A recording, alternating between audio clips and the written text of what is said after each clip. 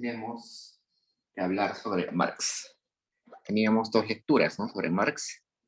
Uno de ellos es parte de es un prólogo y el otro es un speech, un discurso que él da. Así que son bastante interesantes. Lo bueno es que están escritos de forma fácil de entender.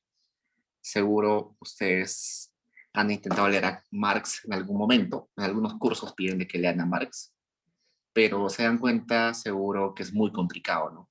Su forma de escribir es muy enrevesada, con adjetivos y palabras bien rebuscadas.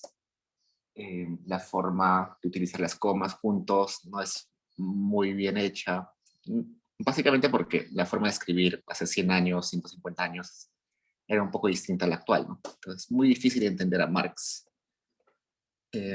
Y escribe un montón, ¿no? Seguro han visto que el Capital, que es la obra más importante de Marx, tiene un montón de tomos y Marx le pone prólogos por montones. Hay prólogos para un montón de años, un montón de eventos. Cada vez que sucedía algo interesante o había algún cambio en la economía de Europa, escribía un prólogo adicional, que era como una forma de actualizar su investigación. Entonces, por eso es que leer a Marx es muy difícil, la gente no lo hace usualmente, pero al menos como economistas es muy importante leer a Marx, estemos de acuerdo con él o no estemos de acuerdo con él. Si estamos de acuerdo con él, hay que estar bien informados de lo que estamos de acuerdo. Y si estamos en desacuerdo, tenemos que estar bien informados para rebatir sus ideas. Entonces, eh, es bueno tocar a Marx, al menos en pregrado. Se vayan a lo que sea microeconomía, finanzas, a macro, a lo que sea. Es importante que conozcan algo de Marx. Entonces, veamos. A raíz de las ideas de Marx, se ha levantado una escuela que se llama la Escuela del Pensamiento Marxista, que seguro ustedes ven todo el tiempo en los medios de comunicación, en varios textos, ¿no? Todos hablan del marxismo. Y todos hablan del marxismo como si fuera sinónimo de comunismo, sinónimo de socialismo. Pero en realidad el marxismo no es eso. El marxismo es un método de análisis de los fenómenos económicos. De los fenómenos económicos y también de los fenómenos humanos. De la forma en la cual los seres humanos nos interrelacionamos y interactuamos dentro de un sistema donde hay reglas, donde hay otros agentes económicos. Entonces, el marxismo no es un sistema económico, no es una forma de hacer política económica. El marxismo es una forma de analizar los fenómenos económicos y de relaciones humanas. Por eso ponemos acá, es el análisis marxiano es una corriente del pensamiento que se origina en Europa durante la segunda mitad del siglo XIX, durante la vida de Marx. Esta corriente está basada básicamente en lo que decía Marx, pero también complementada con lo que dice Engels, ¿no? Engels y Marx escribieron juntos el Manifiesto Comunista. Sus ideas se complementan un montón. Ambos empezaron siendo filósofos. Ninguno de ellos pretendió ser economista, pero desde la filosofía lograron tener una visión amplia del comportamiento de las personas.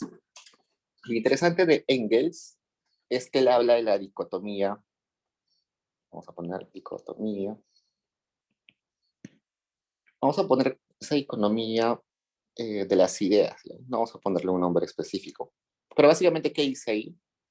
Engels dice que las contradicciones generan nuevas cosas. Contradicciones generan nuevas ideas. Su planteamiento es que una persona, un grupo de personas puede tener unas ideas, un conjunto de ideas que llamas tesis, pero con el paso del tiempo, con la discusión, la evolución del ser humano, de la sociedad, se genera una antítesis que va a tratar de rebatir ese conjunto de ideas. Y de la pelea o de la contradicción de esas ideas, de la tesis y la antítesis, va a surgir a lo que se llama síntesis. Entonces, ¿por qué hablamos de dicotomía, de contradicciones? Porque son dos ideas que se van a enfrentar en el tiempo y que al final va a salir una nueva idea que va a aglomerar o va a juntar en una sola, en un solo conjunto de ideas eh, todo lo anterior. Entonces, esto también va a ser tomado por Marx, pero Marx va a decir que el desarrollo de la humanidad también tiene que ver con contradicciones. Entonces, Marx va a decir, sí, hay un sistema económico, un grupo de ideas económicas, vamos a poner ideas económicas. Ideas económicas. Y a ese grupo de ideas económicas va a venir otras ideas económicas que van a tratar de rebatir ese conjunto de ideas. Y en la contradicción, en la discusión, en la polémica entre esas dos, van a ser un nuevo conjunto de ideas económicas, un nuevo estándar de pensamiento económico. Es un nuevo estándar de ideas económicas.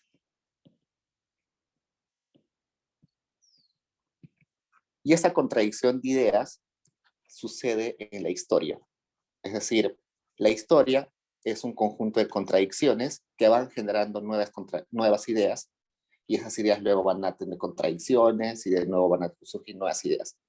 Por eso es que a Marx se le atribuye la palabra de dialéctica histórica, ¿no? Se la asocia siempre con dialéctica histórica, dialéctica materialista, y eso es porque básicamente dice que la historia está llena de contradicciones, de dicotomías, que al final generan nuevos eventos, nuevas ideas. Entonces vamos a ver un ratito, en las siguientes diapositivas, que acá en el proceso, en el progreso del modelo de producción, hay contradicciones en la mitad de estos dos modos de producción que van a generar que se pase de acá, acá, acá. Entonces, al fin y al cabo, lo que dice Marx es que la historia es materia prima de la nueva historia. El pasado es materia prima del futuro, porque las ideas del pasado van a generar en su contradicción las ideas que se van a utilizar en el futuro. Ok, entonces Marx y Engels eh, se les va a leer en economía, en sociología, en filosofía, porque no solamente van a tratar de transacciones, producción, sino también de cómo la producción, los bienes, se interrelaciona con la vida de los seres humanos. Entonces, hacia el final vamos a ver, por ejemplo, que Marx acuña un término que se llama eh, fetichismo de la mercancía. Y eso es un ejemplo claro donde Marx va a estar hablando de cómo la producción, de cómo los bienes que se producen en la producción terminan afectando las ideas o las percepciones de las personas, ¿no? Percepciones de las personas. Entonces, ese fetichismo de la mercancía que vamos a definir en un rato no se puede estudiar solamente desde la economía, sino se debe estudiar desde otros procesos más grandes, como los procesos de interacción entre seres humanos, que es facultad de la sociología y la antropología. Entonces, por eso es que Marx y Engels van a ser estudiados no solamente en economía, sino en antropología, sociología, filosofía y otras áreas del conocimiento. ¿Qué más? A ver, esto ya lo hemos dicho. Pues Marx empieza siendo un filósofo, teorizando, analizando la realidad, pero mientras envejece, se da cuenta que teorizar, analizar, no es suficiente. Entonces Marx va a empezar a decir que un filósofo no solamente debe reflexionar, sino también tiene que cambiar su realidad. Es uno de los primeros filósofos que se da cuenta que, que la obligación de un pensador no solamente es estar sentado en una biblioteca o sentado en su oficina, sino también es impactar en la realidad, transformar la realidad. Es por eso que escribe el Manifiesto Comunista, donde en realidad da algunas propuestas de cómo debería cambiar las relaciones económicas, de cómo debería intervenir el Estado, de cómo deberían intervenir los sectores poderosos de la sociedad para cambiar la economía. Entonces, en ese manifiesto comunista, recién Marx está proponiendo el socialismo o recién está proponiendo formar un partido único, que es el Partido Comunista, ¿no? Pero, como se dan cuenta, eso es un proceso, no es que Marx empieza y dice socialismo, sino que Marx tiene un proceso de evolución donde inicialmente solamente es un pensador, una persona que teoriza, pero luego se da cuenta que hay que cambiar la realidad. Y esto es interesante porque si ustedes repasan todos los filósofos antes de Marx, prácticamente todos simplemente teorizaban, reflexionaban, pero ninguno se metía en política, ¿no? Smith escribía, pero nunca se metió en política. Ricardo tenía su empresa, escribía libros, pero nunca se metió en política, ¿no? Pero Marx es el primer filósofo, el primer economista que se mete en política. Ok, ¿qué más? Okay. Entonces, la primera lectura que teníamos que leer hoy era esto: Prólogo de contribución a la crítica de la economía política, de Marx, publicado en el 859. Economía política se va a referir a lo que hemos entendido como la economía en sus inicios, ¿no? Economía en sus inicios. ¿Por qué economía política en sus inicios? Porque en ese momento no se podía desligar la economía de la política, ¿no? Era prácticamente uno solo. Todo lo que se hacía en economía tenía impactos en, en la política, y todo lo que se hacía en la política, impactos en lo económico. Lo cual hoy en día sigue siendo cierto, pero ya no tanto, ¿no? Hoy en día el sistema financiero puede funcionar muy independientemente de lo que pase en el Perú. Puede haber una cierta estabilidad, inclusive si va a ganar un presidente o se cierra el Congreso, todavía hay cierta estabilidad, ¿no? Un empresario puede tener negocios en todo el mundo, independientemente de cómo vayan las relaciones políticas en el mundo, ¿no? Pues hoy en día se puede desligar, un poco economía de política, pero en la época de Marx y antes era imposible, todo era político. Entonces, en este texto, lo que vamos a empezar a ver es el materialismo histórico. ¿A qué se refiere el materialismo histórico? Se refiere a entender la historia como materia prima.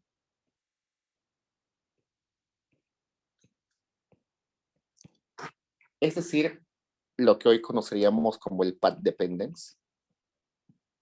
Path de camino, dependence de dependencia, ¿no? Acá está mal escrito. Dependence.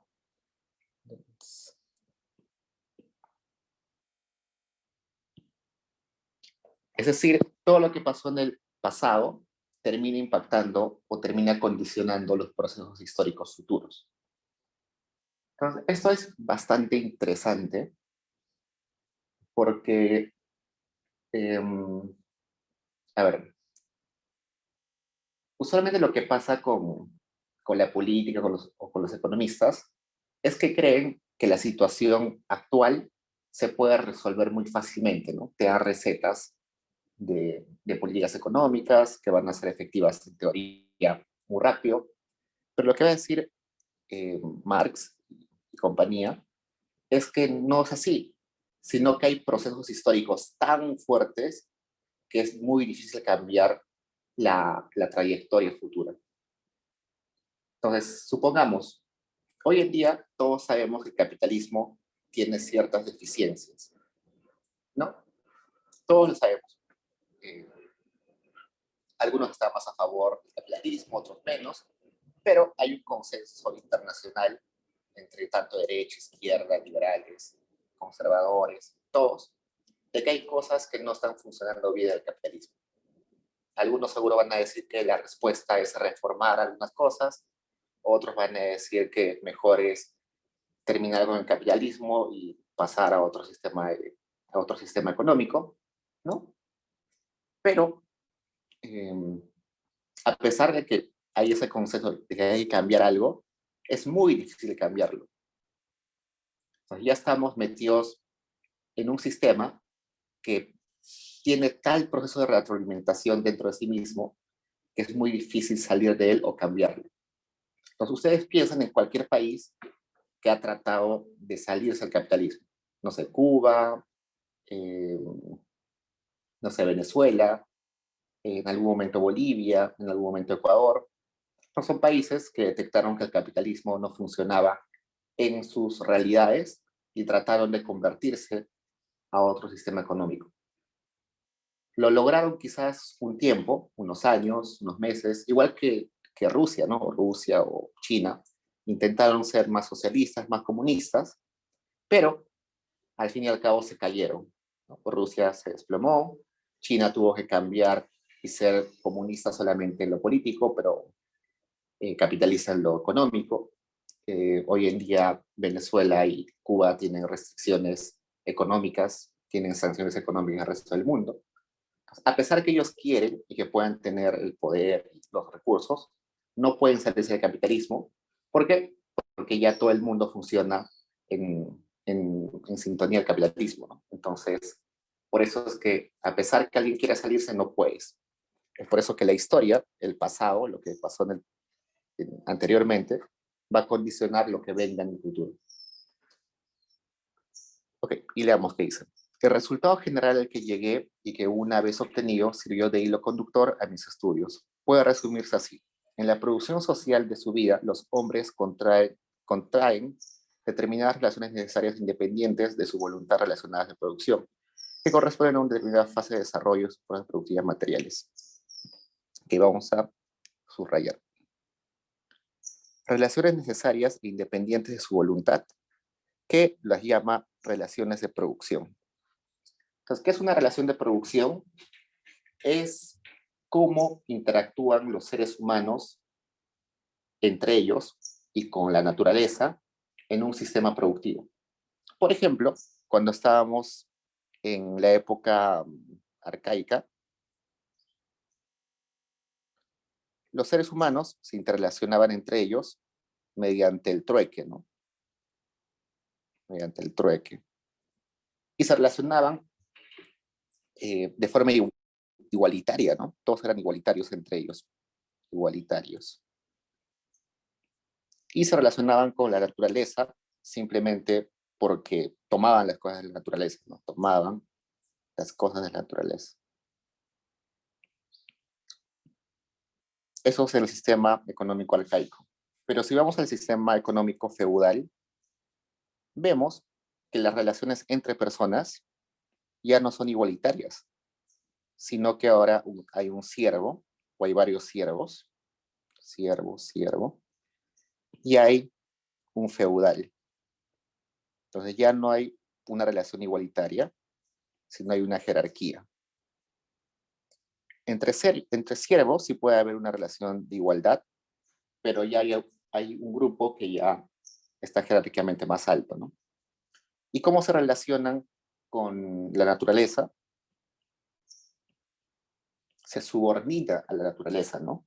Porque el feudal va a ser dueño de los medios de producción, dueño de la tierra, dueño no sé, del agua, de los insumos, ¿no? Que al fin y al cabo son naturaleza. Igual el sistema capitalista, hay una jerarquía, ¿no? El que es dueño del capital, que es el capitalista, va a estar encima de todos, y los que van a estar abajo van a ser la clase obrera, los obreros, ¿no? ¿Y cómo se relacionan entre ellos, el capitalista con los obreros? Una relación de asalariados, ¿no? De jefe y asalariado. Evidentemente, esa es una relación no equitativa y es una relación de poder, ¿no? Donde el capitalista tiene más poder de negociación. ¿Por qué? Porque es el dueño del capital. Los obreros no tienen mucho poder de negociación porque solamente son dueños de su mano de obra y de ningún factor productivo adicional. E igual, la naturaleza está supeditada porque es propiedad. Las tierras son propiedad del capitalista o del terrateniente. Los insumos son dueños del capitalista.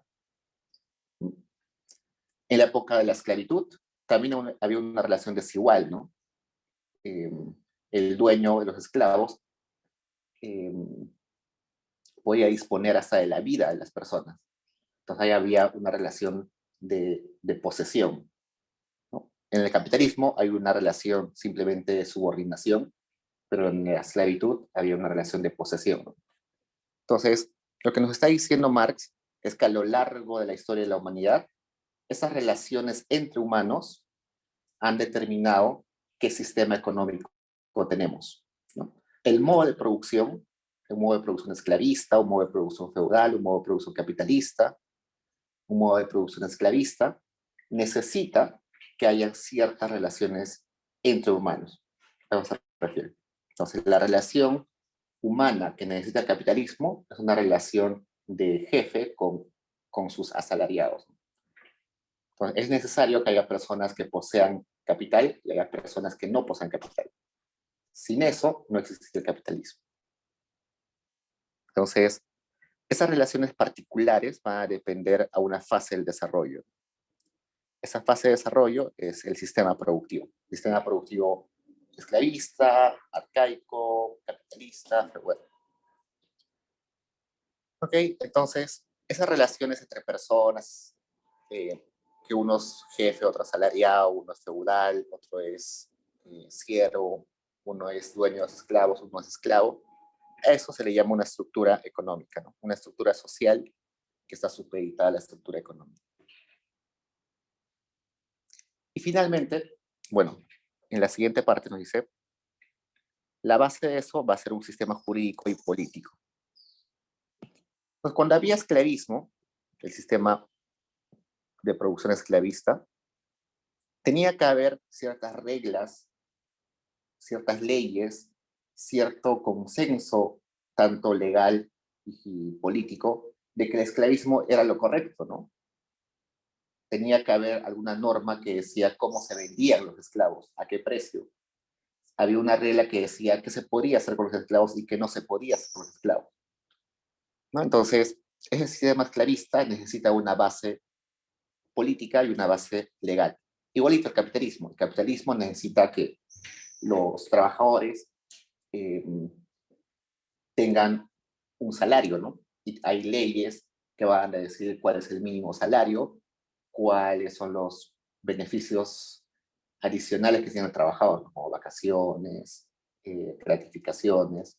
Y también debe haber un consenso político de cuántas horas deben trabajar o qué actividades deben ser mejor remuneradas o qué actividades no deben ser hechas por humanos, ¿no? Y deben ser hechas por máquinas. Por ejemplo, ustedes recuerdan cuando, cuando hubo esta, bueno, estas, hace muchas décadas, cuando hubo el accidente de Chernóbil y tuvieron que contratar personas para que retiren o para que limpien esa planta que se destruyó, una fábrica radioactiva, bueno, una planta nuclear. La discusión estaba ahí si era justo o no era justo que esas personas tengan que ir a reparar ese daño para, y al final morir, ¿no? Porque contrajeron cáncer y todo eso.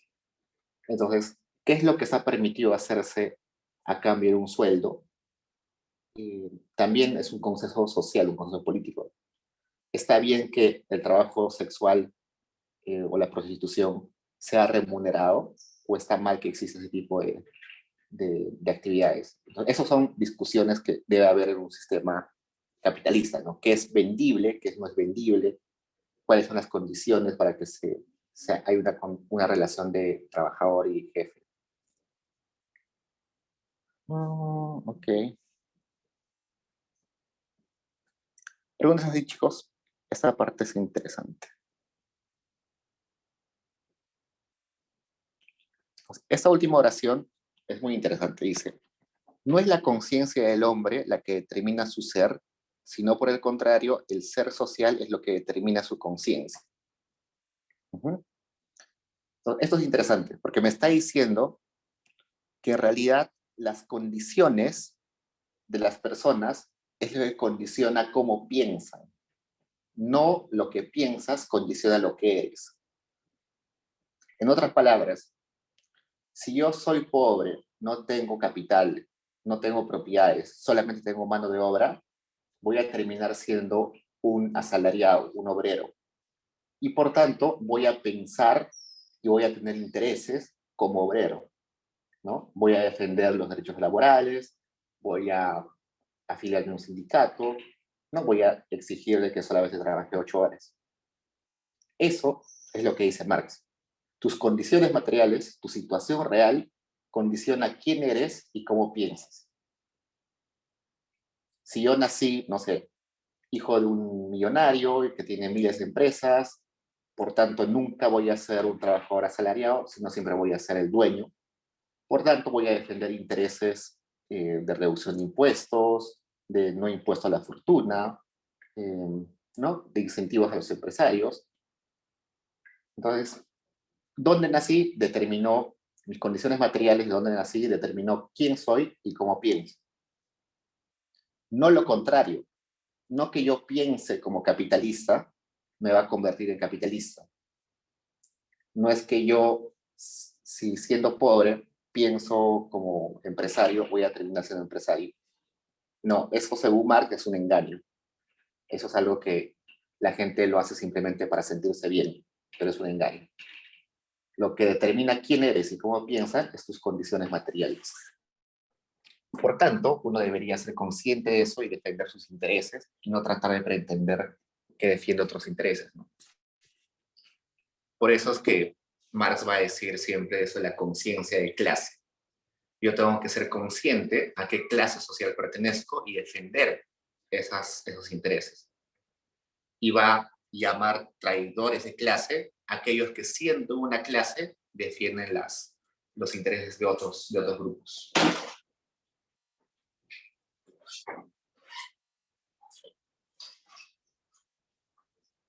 ¿Preguntas, chicos?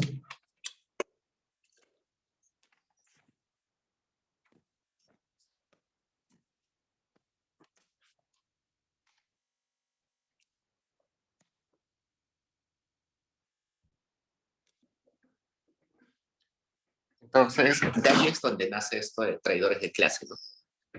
O lumpen del proletariado, también se le dice. Lumpen del proletariado se le dice a aquellos que siendo de la clase obrera defienden a los empresarios. No, es un término que ya se dejó de utilizar, pero sí se le dice a los... Bueno, así los marxistas dicen a los obreros que defienden intereses de los capitalistas. Ok, pasemos acá. Entonces, según Marx, a lo largo de la historia han existido estos modelos de producción. El modelo de producción asiático, el modelo de producción antiguo, el modelo de producción feudal y el modelo de producción capitalista. Este modelo de producción asiática no lo vamos a agarrar. Marx lo utiliza, pero confunde un poco, así que dejémoslo a un costado. Y además porque no es un proceso, no es un modo de producción que estuvo en todo el mundo, sino en algunos países orientales, ¿no? Así que no es muy importante. Lo que nos importa son estos tres últimos. Dice que había un proceso de producción antiguo que se basaba básicamente en el esclavismo. Bueno, acá antes podríamos poner el sistema de producción antiguo, prehistórico, arcaico, donde solamente era recolección de plantas, caza de animales. Pero bueno, empezamos en el modelo de producción antiguo. Dice que en ese momento, ¿cómo se producían las cosas? Mediante la posesión de esclavos. ¿Cómo yo accedía a los bienes? Bueno, si era dueño de los esclavos, simplemente lo pedía a los esclavos. Y si yo era esclavo, mi forma de acceder a bienes era subordinándome a una persona con más poder adquisitivo, ¿no? Me dice, en ese proceso habían grandes imperios con mano de obra capturada y comprada a disposición del Estado. Luego terminó este sistema de producción antiguo y vamos al sistema de producción feudal, donde básicamente hay un señor feudal, que es dueño de un montón de tierras y toda la gente que vive dentro de esas tierras es vasallos, son siervos de ese señor. Básicamente es como que si alguien fuera dueño de todo Lima y las personas que viven en Lima le deben, eh, le deben al feudal y por tanto le van a hacer caso en todo. A eso se refiere. Y el modelo de producción capitalista, donde también se le llama modelo de producción burgués, donde hay un grupo de burgueses, un grupo de gente que acumula capital y otro grupo de gente que está despojada de capital y por tanto lo único que puede vender es su mano de obra, su fuerza laboral. Acá, comunismo primitivo, ese debió estar acá, en producción arcaica.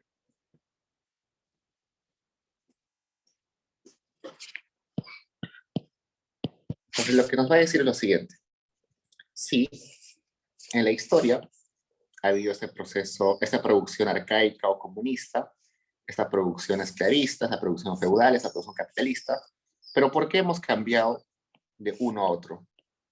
¿En qué momento hemos dejado de ser comunistas antiguos para llegar a ser esclavistas? ¿En qué momento hemos dejado de ser esclavistas y nos hemos convertido en feudales? Y luego, ¿en qué momento hemos dejado de ser feudales y hemos pasado a ser capitalistas? ¿Y por qué? ¿No? ¿Es por casualidad? Y no, lo que va a decir Marx es que eso se explica por las revoluciones. Revoluciones no es lo que tiene en la cabeza, que es un momento donde la gente se subleva y toma el poder. No, en realidad, revoluciones se refiere a momentos de quiebra en la historia. Momentos en los cuales una situación es insostenible y es reemplazado por otra situación. Entonces son momentos claves en la historia.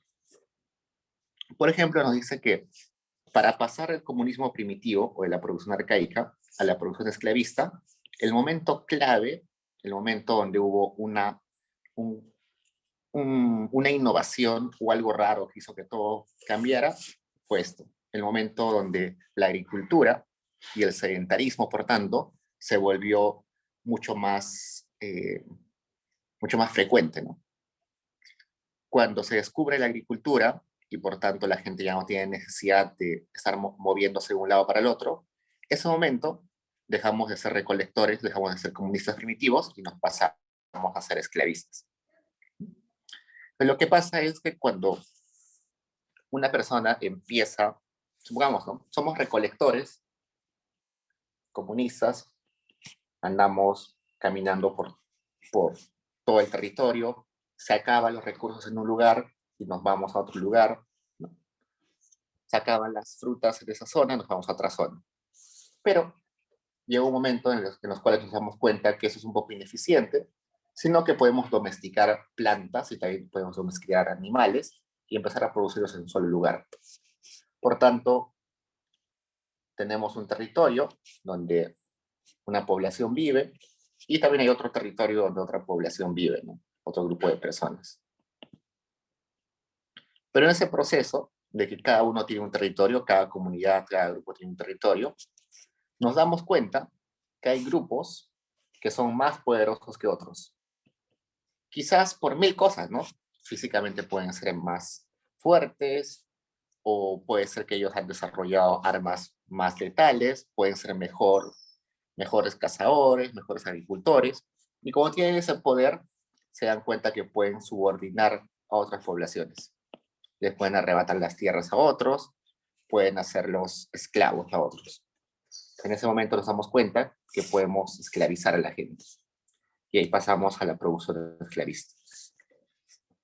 En la producción esclavista todo va genial, pero empezamos a tener conciencia, y esto tiene que ver con las ideas ya de la ilustración, todo esto, pero renacentistas, donde nos damos cuenta que las personas tienen dignidad todos, ¿no? Por igual.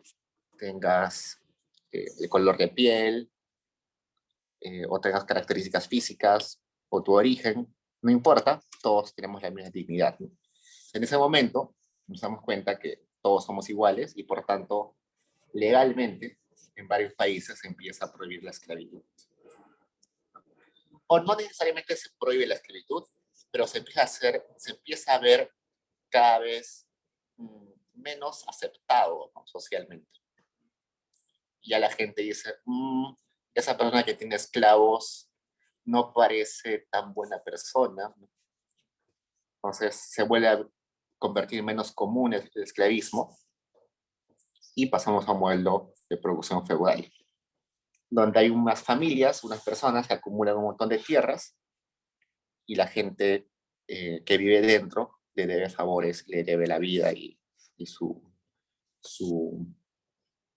eh, le debe su vida y su alimentación a estos señores feudales. Pero resulta que los señores feudales era una época donde estos señores feudales eran un poco improductivos. Resulta que como tenían tierras tan extensas y en realidad no tenían muchas necesidades los señores feudales, vamos a poner una corona, no tenían muchas necesidades, ¿no? Entonces ellos cultivaban un pedazo de su tierra y a los demás siervos les daban unas tierras para que cultiven para ellos. Pero dejaban un montón de tierras sin utilizar, sin plantar. ¿Y por qué? Porque había población pequeña, no era necesario.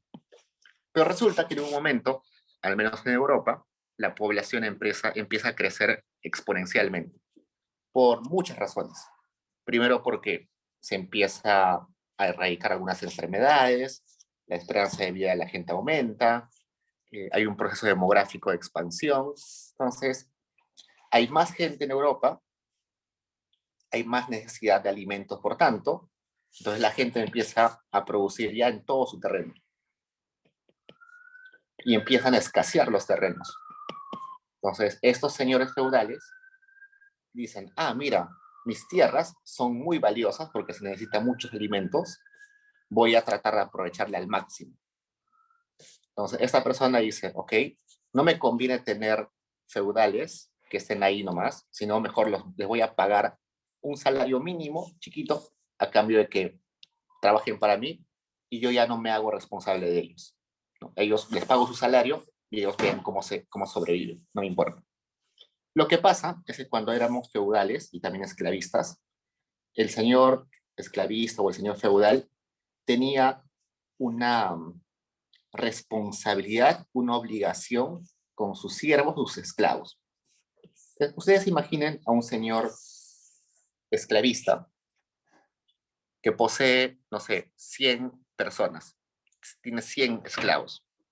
Como las personas te pertenecen, ¿qué pasa si hoy en día la demanda de lo que produces cae rápidamente? Tú eres esclavista, ¿no? Eres esclavista y la demanda de tus productos cae drásticamente. No puedes despedir a tus esclavos. Tus esclavos son tu propiedad, no los puedes despedir. O sea, a pesar de que tu demanda cayó, la economía esté mal, no puedes despedirlos. Lo que tienes que hacer es seguir alimentándolos, seguir teniéndolos ahí con salud y alimentados, ¿no? Igualito con los feudales. Podía ir mal la economía, pero eran como tus siervos, ¿no? Son como, en realidad, es como si tú tuvieras la responsabilidad con ellos. Tú no los puedes dejar morir, no los puedes despedir, no les puedes decir, váyanse de mis tierras. Porque tienes una responsabilidad con ellos.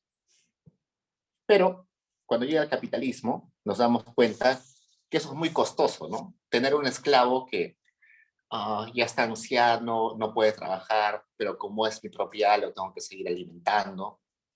El capitalismo dice, no, hay que quitarnos esa responsabilidad. Ahora, si cae la producción, si va mal la economía, de frente le digo, adiós, estás despedido y no me importa lo que venga en su vida, ¿no? Entonces, esa relación donde uno se puede desvincular rápidamente de una persona cuando no hay demanda, cuando la economía está mal, eso hace posible el capitalismo. Entonces, si se dan cuenta, eso solamente era posible porque los feudales se dieron cuenta que producir y aprovechar sus tierras al máximo, sus factores de producción al máximo, era lo más eficiente, ¿no? Y no necesariamente todos los señores feudales se dieron cuenta de eso. Algunos se dieron cuenta, otros no. Los que se dieron cuenta dejaron de ser feudales y pasaron a ser los capitalistas, los dueños del capital.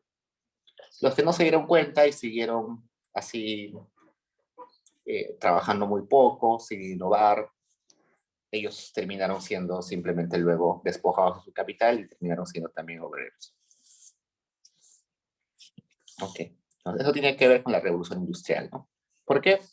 Porque la revolución industrial hace que se puedan producir más cosas, se pueda mejorar el estándar de vida de las personas y por tanto la cantidad de población aumenta, ¿no? Y eso hace que se necesite más alimento y que luego se necesite más tierras, se necesite más producción, más tierras. Entonces ahí nace esa clase capitalista que se va a dedicar a producir a gran escala. ¿Tienen preguntas, chicos?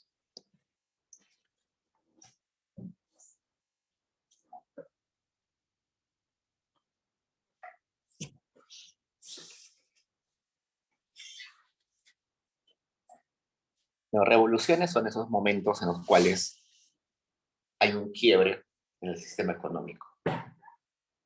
Luego, cuando hablamos de sociedad burguesa, estamos hablando básicamente de la sociedad capitalista. Capitalista.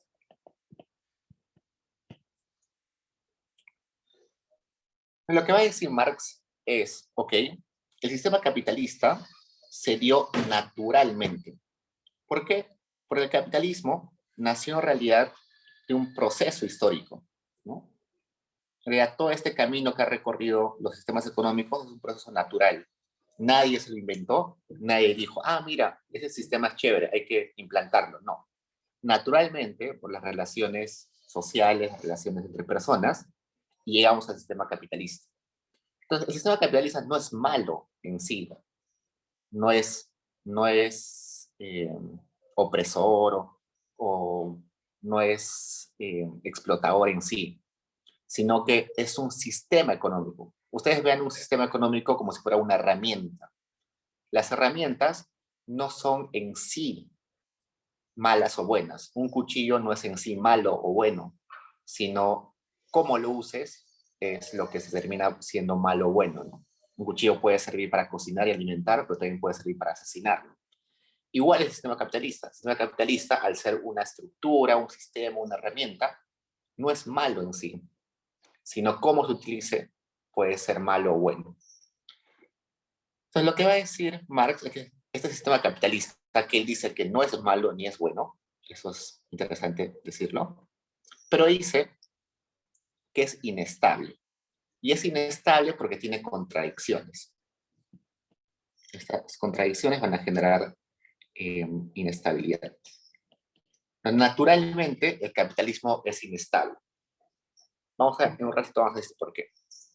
Pero solamente el capitalismo es inestable, no. Marx va a decir que el comunismo primitivo era inestable, que el esclavismo era inestable, que el sistema feudal era inestable. Es decir, todos los sistemas económicos son en realidad inestables. ¿Por qué? Porque cada uno de ellos va a tener en algún momento una contradicción. Por ejemplo, el comunismo primitivo tenía una inestabilidad muy grande. ¿Cuál era? Que hay personas que naturalmente, por su naturaleza, ¿no? O sea, los seres humanos por naturaleza, queremos resaltar, no queremos ser iguales todos, ¿no? Siempre ustedes están en la universidad porque quieren resaltar, porque quieren ser mejores, porque quieren innovar, porque quieren tener nuevas ideas, porque quieren tener quizás más dinero, porque quieren tener más capacidad de compra, lo que sea. Entonces, por naturaleza, los seres humanos queremos diferenciarnos. Y el comunismo en sí no lo permite. Entonces, es por eso que es inestable. Otra cosa que es inestable, otra cosa por la cual es inestable el comunismo, es que este comunismo primitivo al menos, necesita desplazamientos muy largos. Entonces, si por ejemplo era invierno en una parte, tenías que movilizarte a una parte donde sí haya producción o donde las plantas estén produciendo frutos. Y esa cantidad de movilización cada vez se hacía más difícil. ¿Por qué? Porque las comunidades o las poblaciones empezaban a crecer. O sea, normal, cuando tenías una familia de 5 o 6 personas, podías movilizarte, no tenías posesiones y te movilizabas normalmente. Pero ¿qué pasa si esa familia se convierte en una familia de 100, 200 personas que ya tienen posesiones, ya tienen animales, ya tienen, no sé, carpas, ya tienen ollas? Y es difícil movilizar a tanta gente, ¿no? Entonces, otra contradicción que tiene el comunismo es que mientras va creciendo la gente, se hace más difícil que se transporten de un lado a otro, de que sean nómadas, ¿no? La producción esclavista, inestable también, pero básicamente porque ahí había subordinación de hombres por hombres en su dignidad, ¿no? Eso evidentemente es inestable, ¿no? O sea, en algún momento tenía que parar. Es una inestabilidad derivada de la dignidad humana.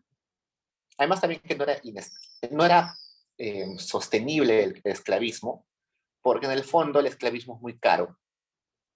Como les dije hace un rato, como son tuyos los esclavos, tienes que velar por su salud y su alimentación hasta que mueran, hasta el último día de vida. Y eso se hacía muy caro. Por ejemplo, cuando se abolió la esclavitud en Estados Unidos, hubo esta guerra civil, ¿no? Entre el norte de Estados Unidos y el sur de Estados Unidos. Los estados del norte y los estados del sur, en Norteamérica. Y básicamente ellos se peleaban, ¿no? Y una de las razones era que uno de ellos quería abolir la esclavitud y el otro grupo quería que siga habiendo esclavitud.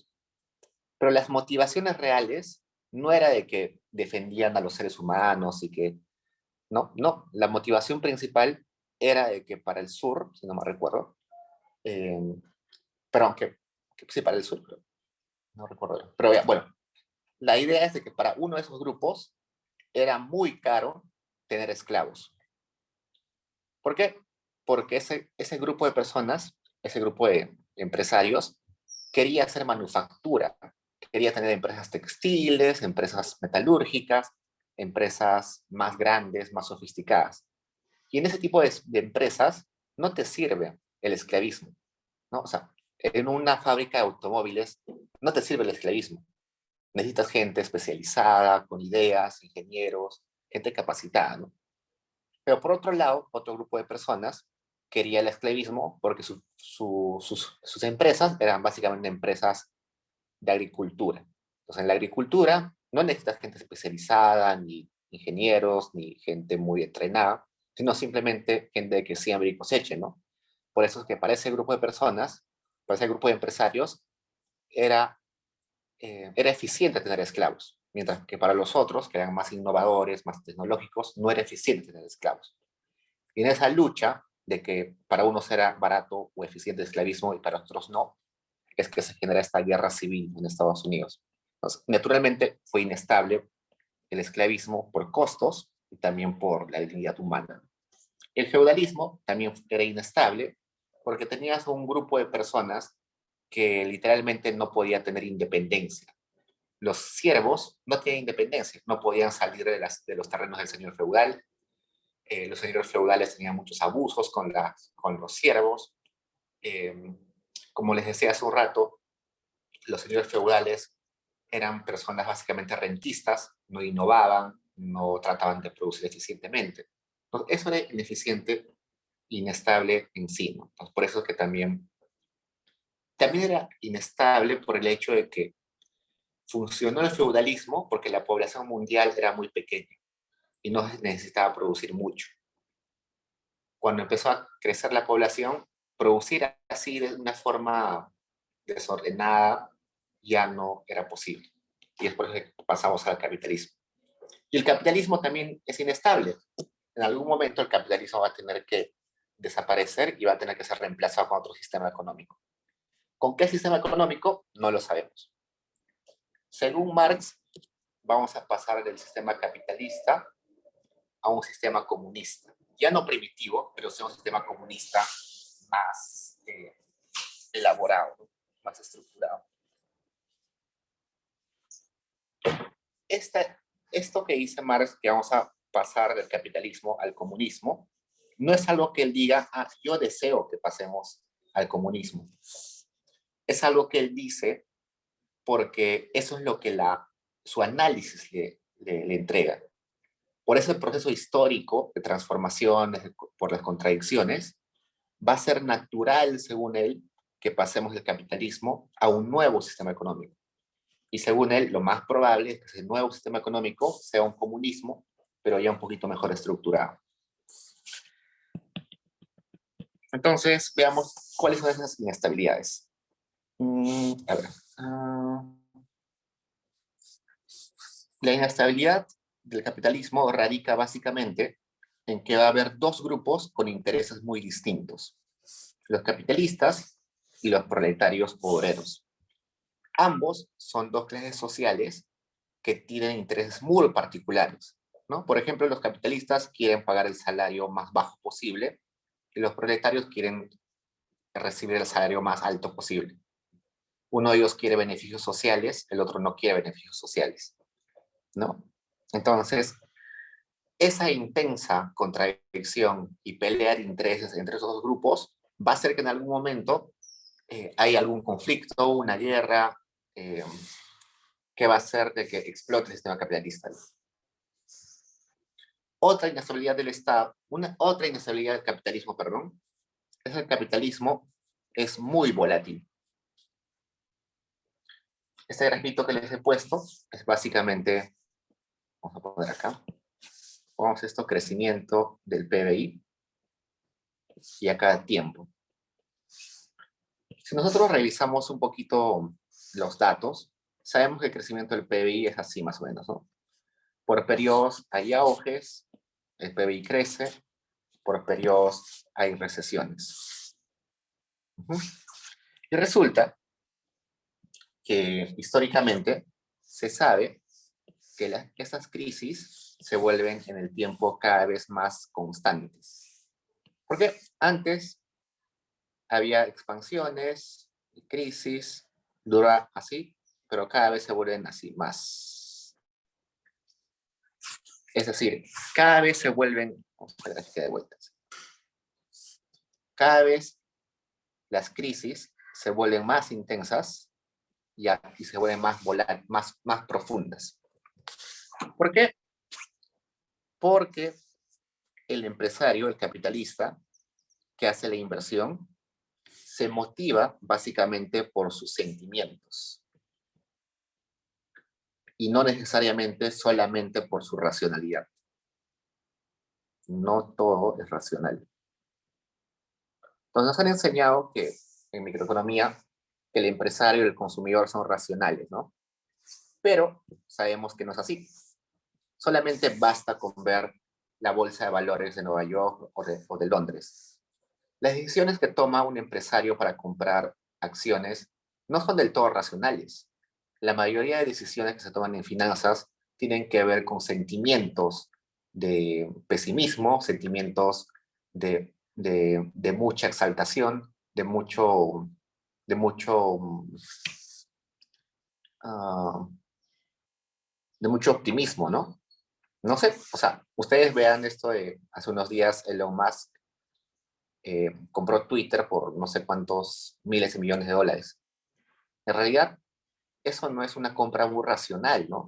O sea, si tú pondrías una computadora y harías una estimación de cuánto vale Twitter y cuánto va a crecer en el futuro, evidentemente no vale eso y no es un buen negocio, pero al final lo compró por un capricho, ¿no? Entonces, no es que los empresarios sean tan racionales, sino que se llevar por sus sentimientos, lo que otros economistas dicen los sentimientos animales. Entonces, la gente, los empresarios apuestan qué producir, cómo producir, qué comprar, qué vender, según sus sentimientos. Y esos sentimientos usualmente van a estar equivocados, ¿no? Porque es una apuesta. Es como apostar a que mañana va a ganar, no sé, la U, o mañana va a ganar el Cristal. Son apuestas. Entonces, eso está haciendo de que cada vez las crisis se vean más frecuentes y más profundas. Y evidentemente cuando hay más crisis, la gente está más descontenta. Y cuando la gente está más descontenta, hay conflictos. Y cuando hay conflictos, cada vez se acerca más una revuelta, una revolución grande.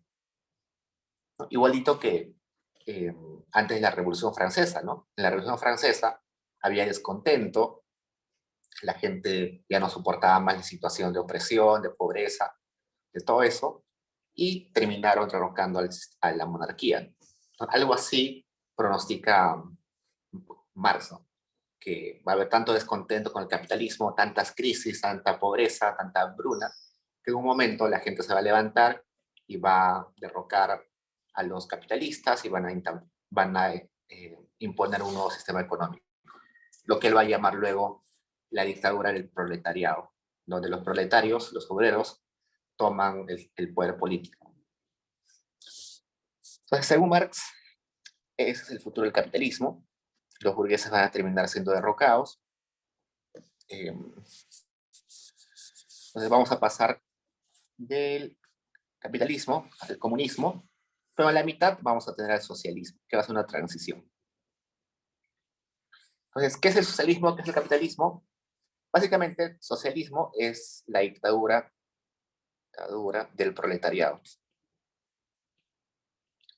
Es decir, los representantes de los trabajadores, los obreros, van a terminar siendo los dirigentes de la sociedad, ¿no? Entonces, en lugar de poderes económicos, empresariales, vamos a tener poderes económicos de la sociedad. Los sindicatos, la CGTP, no sé, todos ellos van a tomar el poder. Pero eso va a ser simplemente un paso, no va a ser definitivo.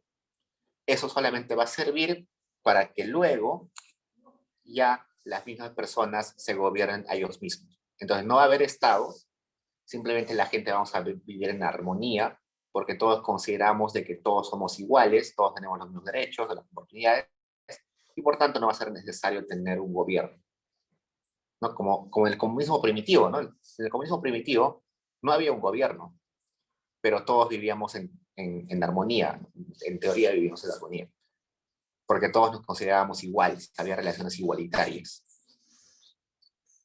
Yo sé que suena un poco difícil imaginar que todos vivamos así, sin un gobierno, respetándonos entre nosotros, pero básicamente es la idea de Marx, ¿no?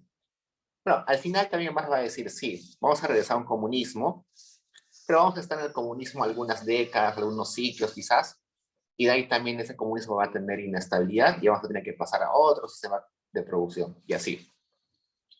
Entonces, Marx no es que dice que el comunismo es lo máximo, sino Marx dice que va a ser el siguiente paso en la historia. ¿Pregunta, chicos?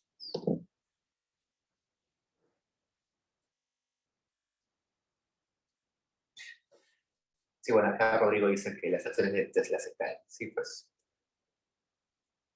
No sé, por ejemplo, eh, un empresario actualmente es racional, totalmente racional. No invertiría en criptomonedas, ¿no? O sea, las criptomonedas son tan volátiles, no tienen un respaldo, pueden ser interesantes, pero no son, ni siquiera se pueden considerar dinero porque mm, no tienen un fin transaccional claro, ¿no? Pero nadie racional invertiría su dinero en criptomonedas, ¿no?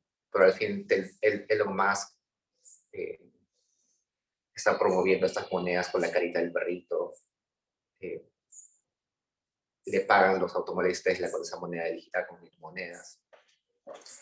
Entonces, si se dan cuenta, en realidad, gran parte de las decisiones económicas, tanto de los empresarios como de los consumidores, tiene que ver más con optimismo, pesimismo, apostar, especular, y no tanto en cosas reales, ¿no? En cosas tangibles, en cosas que puedan ser totalmente racionales.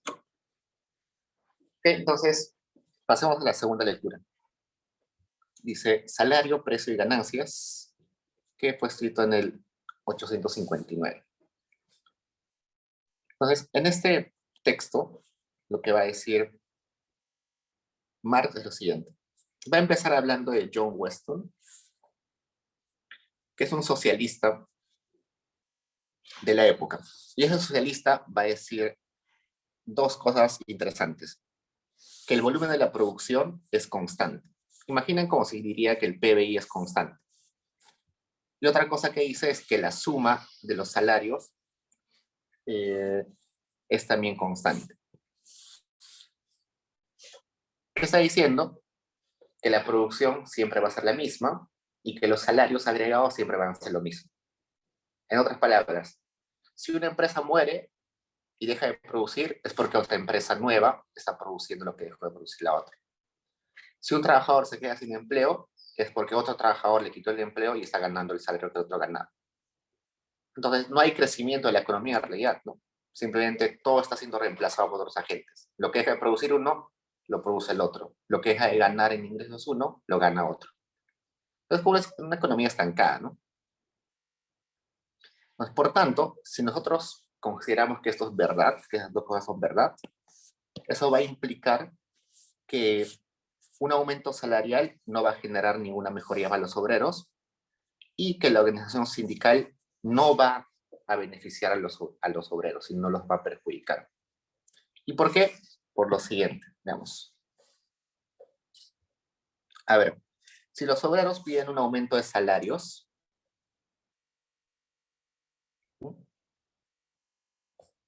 ¿qué va a suceder? En el largo plazo lo que va a suceder es lo siguiente. Sus ingresos van a aumentar de las personas, pero como los salarios son parte del costo de producción, los precios también van a aumentar. Y a un consumidor, a un obrero, no le importa su ingreso en soles o en dólares. Lo que le importa es cuánto puede comprar con sus ingresos. Lo que le importa es esto. Ingresos entre precios. Cuando nosotros hablamos de ingresos, por ejemplo, 1.000 soles, esos se llaman ingresos nominales, porque está en una moneda. Pero si yo divido uno entre, digamos, el precio del pan, digamos que el precio del pan está a 50 centavos. Eso serían 2.000 panes, ¿no? Sería 1.000 soles que yo gano entre 50 centavos, que vale cada pan, sería 2.000 panes, ¿no? A eso se le llama ingresos reales. Lo que yo verdaderamente puedo comprar con esos 1.000 soles. Entonces, ¿qué pasa si los precios aumentan a 1 sol? Yo puedo seguir ganando 1.000 soles, pero solamente puedo consumir 1.000 panes. Es decir, mi ingreso nominal sigue siendo 1.000 soles, pero ahora con la subida de precios, mi ingreso real cae. Entonces, eso es lo que está diciendo Marx, que te pueden subir tus salarios, ¿no? Te pueden dar más billetes, más soles, pero si aumentan también los precios, esta relación no necesariamente va a aumentar, puede estancarse. Y lo que va a decir es que se queda constante. Entonces, un aumento de salarios no te beneficia en realidad, vas a seguir ganando lo mismo. Entonces, para los obreros, para la clase trabajadora, no sirve de nada aumentar, no sirve de nada pedir mejores salarios. Y además, si los trabajadores van a empezar a pedir más salarios, va a generarse conflictos, pérdida de tiempo, se va para la producción por momentos. Entonces, en lugar de beneficiarlos, los va a dañar, ¿no? Porque van a quedarse días sin trabajar, va a haber escasez de la producción y por lo tanto escasez de alimentos, de bienes. Entonces, pedir un aumento de salarios no sirve. Como pedir un aumento de salarios no sirve, tener sindicatos no sirve. Que se organicen los trabajadores no sirve, ¿no? Entonces, lo que va a decir este señor John Weston es, trabajadores, no se organicen, no pidan beneficios, no pidan aumento de salarios. Entonces, Marx va a citar a este autor y va a decir, oye, no, todo lo que dices no es cierto. Lo primero que va a decir es que el volumen de producción no es constante, que varía, ¿no? Hay años de que la producción aumenta, hay años que se reduce. Entonces, hay ciclos económicos. Hay momentos donde hay producción alta, momentos donde hay producción baja. Lo que decía el otro era básicamente que la producción era siempre así, ¿no? Constante. Entonces, como la producción era constante según el señor, si se produce siempre lo mismo, voy a necesitar siempre la misma cantidad de trabajadores, ¿no? La misma cantidad de trabajadores. Pero Marx va a decir que como hay momentos buenos, momentos malos, la cantidad de trabajadores va a ser variable. Hay momentos donde se necesita un montón de trabajadores, hay momentos donde se necesita menos. Entonces, eso es lo primero que dice Marx. ¿Qué más? Bien. Y luego va a decir, los salarios reales, los salarios, uh, uh, a ver, que la suma de los salarios, es decir, va a decir nuestro amigo Marx que eso no es cierto, que lo que decía el otro señor Weston no es cierto, sino que los salarios varían. Okay. ¿Qué es lo que va a decir? Lo que va a decir Marx es que cuando hay un montón de demanda, estamos en un periodo de auge, como hay un montón de producción, se necesitan muchos trabajadores, por tanto, los salarios aumentan. Cuando hay poca producción, se necesitan menos trabajadores, por tanto, los salarios bajan. Por lo tanto, los salarios se mueven. Y los salarios se mueven no solamente, vamos a ver, salarios aumentan y bajan, pero no solamente se mueven en valor absoluto, sino también en estructura. Resulta, vamos a ver esto. Supongamos que un trabajador está pavimentando una pista, ¿ya? Una pista así, de 1 kilómetro. Y en un día, este trabajador puede pavimentar esta pista de 1 kilómetro. Y resulta que al capitalista le pagan por este kilómetro, le pagan una cantidad, no sé, P de ese, una cantidad P soles por ese kilómetro.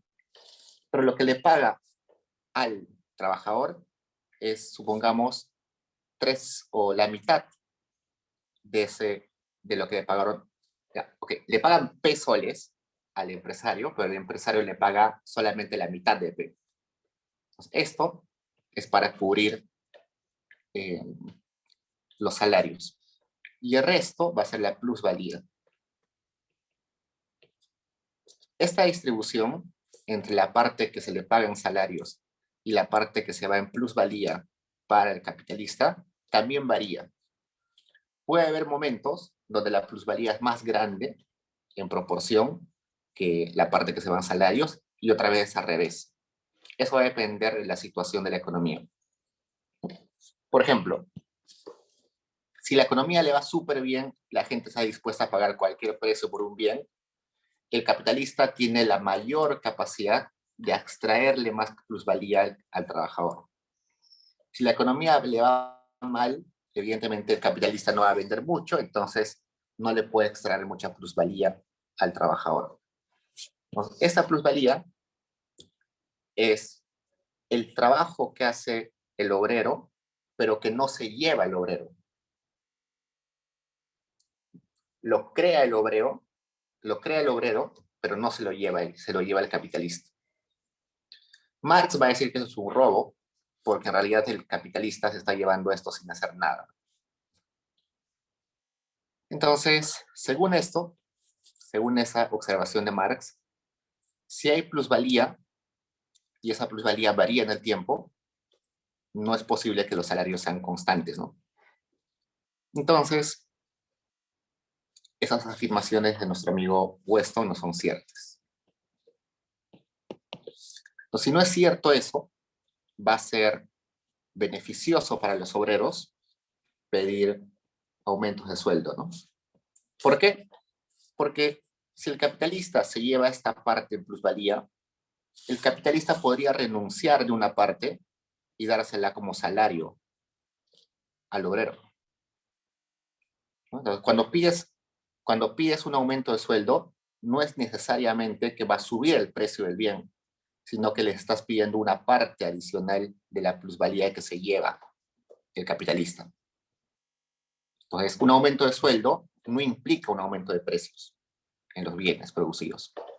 Por tanto, es factible que el obrero pida un aumento de sueldo, pida más beneficios, y eso no va a afectar a la variación de los precios. Entonces, con eso Marx va a desmantelar lo que dice Weston y va a argumentar que sí es bueno que hayan sindicatos, ¿no?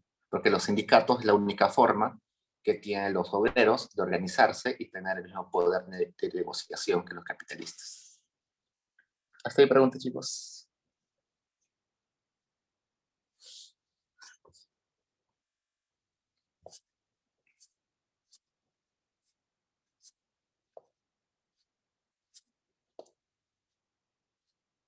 Acá está. Justo eso es la plusvalía.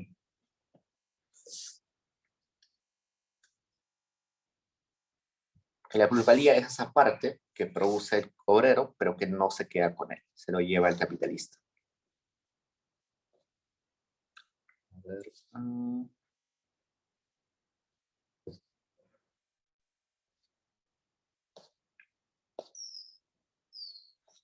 no es necesario.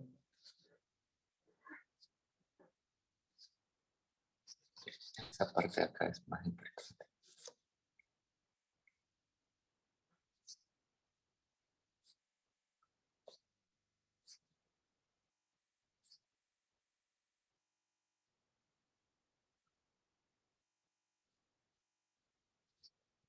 Ya, eso es más importante.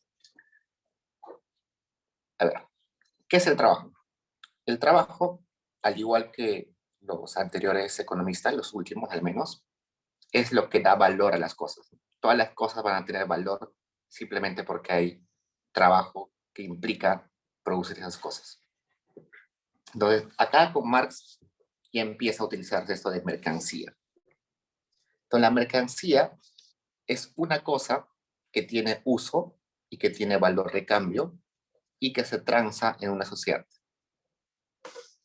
Y esta mercancía se le va a poner mercancía porque esconde dentro las relaciones sociales. ¿Eso qué quiere decir?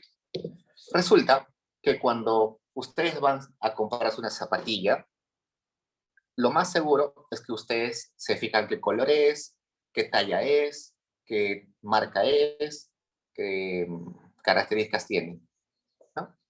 Eso es lo normal, ¿no? Todas las personas cuando vamos a comprar algo nos fijamos en las características del bien.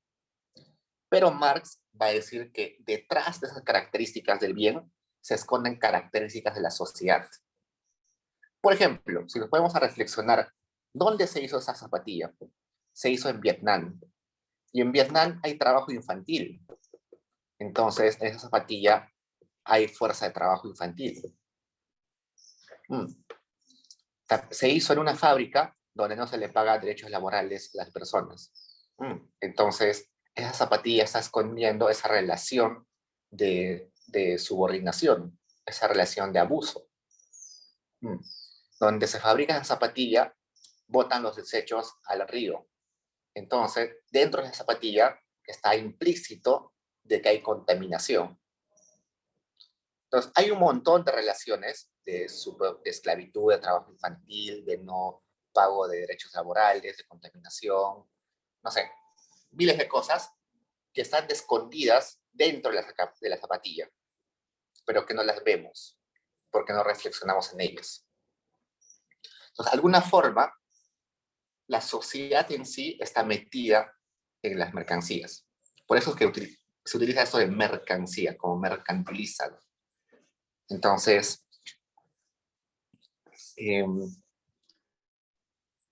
cuando estamos pagando 200 soles por una zapatilla, no estamos pagando simplemente por el material o por la marca, estamos pagando porque estamos apoyando o estamos aceptando que la sociedad se comporte así, que haya trabajo infantil, que haya contaminación.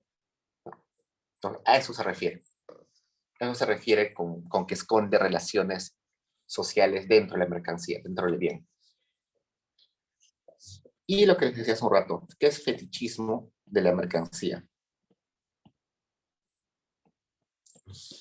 esa obsesión de las personas de ver los bienes solamente como características físicas es el fetichismo de la mercancía.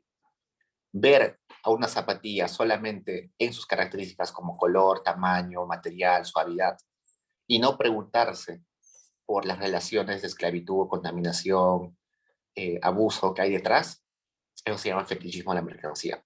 Como que taparse los ojos, ¿no? Ante todo lo que implica la producción. Uh-huh.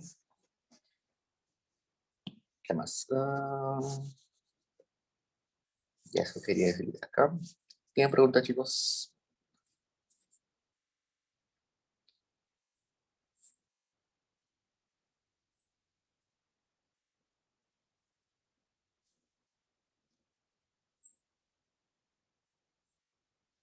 Acá dicen.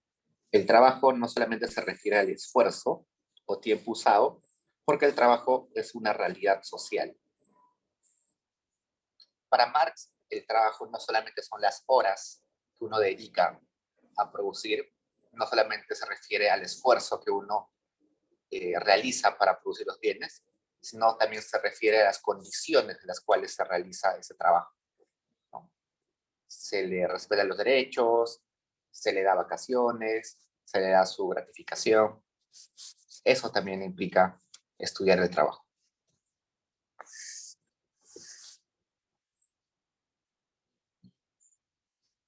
Y eso es lo más importante. ¿Tienen preguntas, chicos? Voy a activar el control.